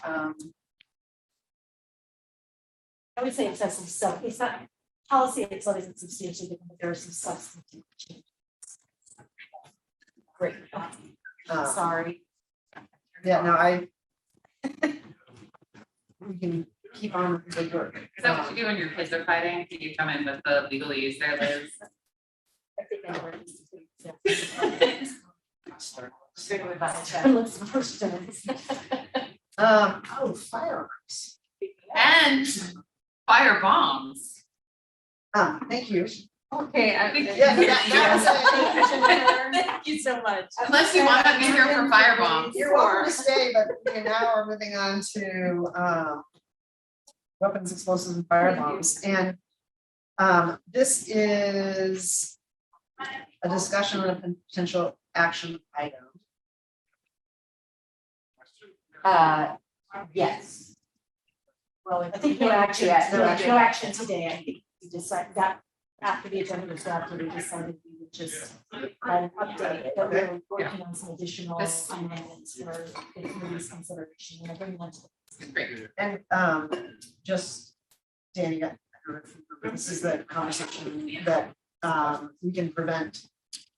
State law now allows Portland Public Schools to prevent people who have concealed weapons from coming in our schools. And so we're changing our policy to incorporate that statutory language. There was in the existing policy an exception for the superintendent.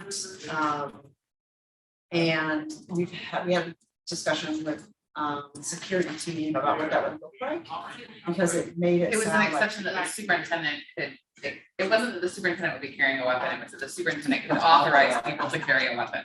Or Yes. possess weapons for courses, programs, and activities approved by the district. And we had a conversation about the difference between an exception for like a weapon, like being a knife, like for a culinary program. So that's fine. But really, what are the guidelines? This is Herman and I had raised this, the guidelines for any sort of exceptions for somebody carrying a gun. And what that is, because we have a very clear policy of no guns, and obviously wanting to except for uniformed officers. So the conversation about if we did have, say, contract security, what sort of training they have. Not current. No, but we have for outside of school hours and weekend. Not for like student facilitate, like. No. No, I think this is a really important conversation, and one of the things we talked about once we have some language is we love some student engagement, because the last time we talked about individuals with guns in schools was around the school resource officers and our students. So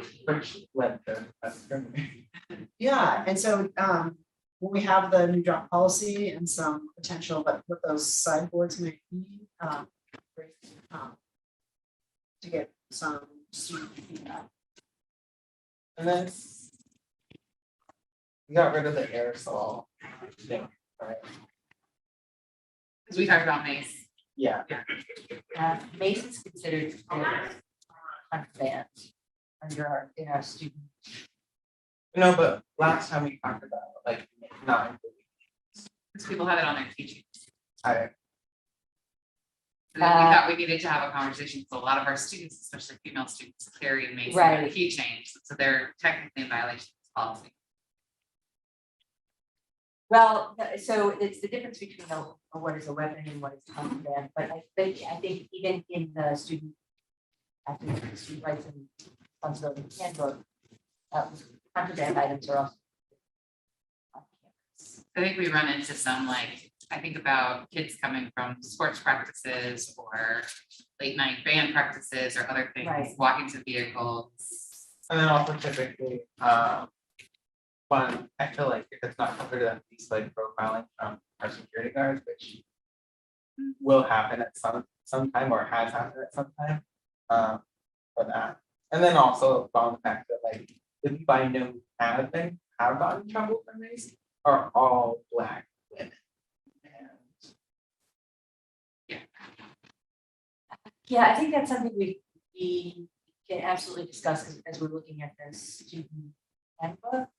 As I said, I actively look at it right now, but my recollection is that, yeah. Yeah, I guess I would wanna know, like, have we had cases where mace is used in an offensive weapon? I I don't mean, know about Or that, defensive weapon. but I have known about like, oh, like that, you know, you have mace in your backpack, you're getting sent home. Right, but I'm asking like, is this, like, are we trying to solve a problem that doesn't exist? Like, is mace a problem because people are using it as a weapon? Or do we just have it as a contraband in a policy? We'll get some information. Yeah, and come back. Yeah. Yeah, yeah, that's what I'm tracking. I wouldn't mean to interrupt you, I was just trying to confirm I was tracking with you. Yeah, no, I was like, it's not coming out right. Do you have questions about that? No. We'll come back. Great, so It's a no, good question. Thank you for raising. yeah, you don't wanna go through this again, and let's talk about it now. Then an update, there's 3 updates listed here, but, well, we're not gonna have an update on the climate crisis committee, but, do you wanna go ahead and give the update on the student conduct and discipline policy? Yes, so it was first read and noted here in July of 2019. There was public comment received from one of the district's bargaining units and several processes in place to engage in those discussions and obtain feedback as part of the policy student handbook related. You know, the knee bones connected to the thigh bone. We're extracting the knee bone as the policy alone. And it's listen to the feedback. We're not, staff is not recommending changes to the policy itself. I think it looks with the department. So the second we'll provide a memo to the full board with more background so that the board members. This is my second board meeting, we did the first reading. Yeah, so we'll give a little Yeah, more that was context. a half a year committee work.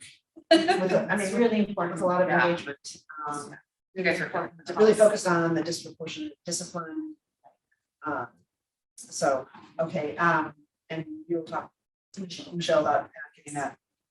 Then I guess the climate crisis committee, I just talked to the appointment process, so staff is drafting a charter, an application, and according to the policy, the board appoints those members, so we'll have an application process. We hope board members will,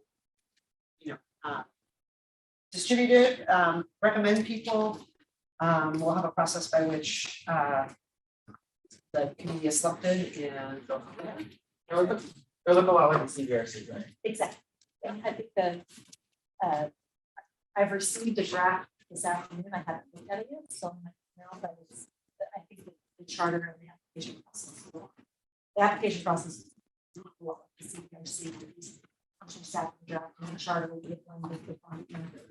And I hope we use the awesome tool that Shanice found for us around like for CVRC a couple of years ago around how we sort of look at should we have a diverse. Shanice found this great tool. It was like from the city of Portland or something around how we, I've got it in my email somewhere. That's right. It was from the city of Portland, but it's also in the charter, I believe, for the CVRC, but just some criteria that I think is important to many of us as we're thinking about like representation, area, race, stakeholder group, and things like that. Great, so Danny, thank you for continuing to raise it. Like, what are we doing with this? Because we're ready to move.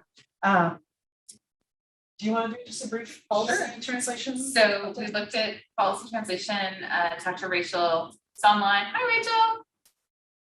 And Me here. well, sure. Let's try the French. So the recommendation from staff is to prioritize certain sections And I suggested we add another, and Rachel has some data analytics that she sent to us as far as like what gets clicked on. What's hard is like our personnel one is the section of policy that gets clicked on most, and we know that that's probably our staff. So it's hard to differentiate what interactions are internal and what are from our parents and students. Roseanne and I both say we're on the board policies frequently, Roseanne probably daily. So that one gets high usage from that, but we're looking at, Rachel, it's number 6, students. Section 4, students, section 6, instruction, and section 7, community. Those are the priorities that we discussed. And I suggested we add, so Rachel and legal came with 4 and 6, because, those are the students and instruction, the most interest from families. And then I suggested 7, because, living into our values of creating community and having access to relationship building for all of our families, I think having that community piece would be important. Estimate is about $80,000 to get it translated. So we'll need to have a conversation about the public budget implications of that. And it may be something that, we also talked about, if we know that there's policies we're going to be rescinding or policies we're going to be working on, we probably want to postpone translating them if we know they're kind of pending, because we don't want to spend the money to translate them and then have to translate them again. So to kind of, Rachel's team is going to create a mechanism to kind of prioritize within each of those 3 areas. So that's kind of where we are. Anytime we would spend it once, and then anytime we updated the policy, we'd have to get it translated again. And then do we want to translate sections 1, 2, 3, 5, 9 eventually? And my experience is that we, if say let's take the student rep in the district student council policy, like it's not like it's a complete rewrite. So my guess is it's not a complete translation. Right. It's maybe a section or just a piece of it. So hopefully we wouldn't be translating things that hadn't been updated. Right. But Yeah, my thoughts on that are that it would just be a part of the committee process, right? You know how we have a red line, we have a staff report, we have the final copy, like the translation department would get the red line. So they would only just need to make those changes, not rewriting the whole thing. It wouldn't be that expensive. Yeah, so once we get everything translated, then it'll be a fairly reasonable expense, but it's going from where we are to having everything translated is gonna take time and some money. And we're saving money with all those rescissions. Yes, every time we rescind a policy, it's cash on the table. We got more. Any more about the simmer the can? I probably so. I'm gonna start looking. Well, the LSAC. Yeah. Okay, and I think our 3 public comments were previously have already been given, and so we are adjourned.